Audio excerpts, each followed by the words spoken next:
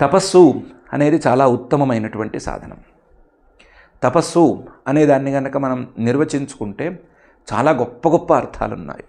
అందులో తపస్సు అనేదాన్ని ఒక దృష్టిలో చూసుకుంటే, తపస్సు అనేది మనకున్నటువంటి శరీరాత్మాభిమానాన్ని పోగొట్టుకునేందుకు సాధనంగా కొంత పనిచేస్తుంది. ఎందుకంటే తపస్సులలో ఒక తపస్సు దానం అనేటువంటి తపస్సు. ఆ దానాన్ని వివరిస్తున్నటువంటి వేదవాక్యం ఏతత్ ఖలువావ తప ఇత్యాహు యస్వం దదాతీతి అని చెప్తోంది. ఈ తన వస్తువును తీసి ఇవ్వటం అంటే తన ప్రాణాలను తీసి ఇవ్వటం లాంటిది. యస్వం దదాతి, ప్రాణాలనైనా తీసి ఇవ్వడానికి వెనకాడేమో కానీ, దీన్ని వెనకాడకుండా ఉంటాడేమో కానీ వస్తువులు తీసి ఇవ్వడానికి మాత్రం వెనకాడతాడు.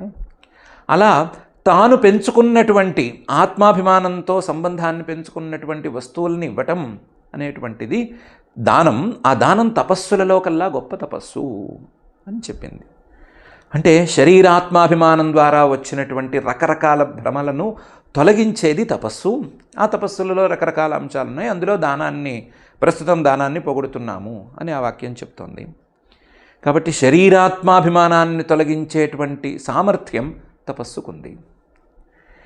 అదే సమయంలో తైత్రీయోపనిషత్తు ప్రకారం చూస్తే తపసా బ్రహ్మ విజిజ్ఞాసస్వ తపోబ్రహ్మ అనేటువంటి వాక్యం కూడా కనిపిస్తోంది. తపస్సు ఆలోచనారూపమైనటువంటి తపస్సు. ఆ తపస్సుతో పరమాత్మను తెలుసుకో అని భృగు మహర్షికి వాళ్ళ తండ్రి గారు వరుణుడు చెప్పాడు. తపసా బ్రహ్మ విజిజ్ఞాసస్వ. ఎందుకంటే పరమాత్మను తెలుసుకునేటువంటి సాధనాలలో తపస్సు చాలా గొప్పది. ఆలోచనారూపమైనటువంటి తపస్సు, నిరంతరం అదే విషయాన్ని గురించి ఆలోచిస్తూ ఉండటం అనేటువంటి తపస్సు చాలా గొప్పది అని చెప్తున్నాడు. సో శరీరాత్మాభిమానాన్ని పోగొట్టి జ్ఞానాన్ని అందించేటువంటి సాధనంగా తపస్సును మనం చక్కగా అర్థం చేసుకోవచ్చు.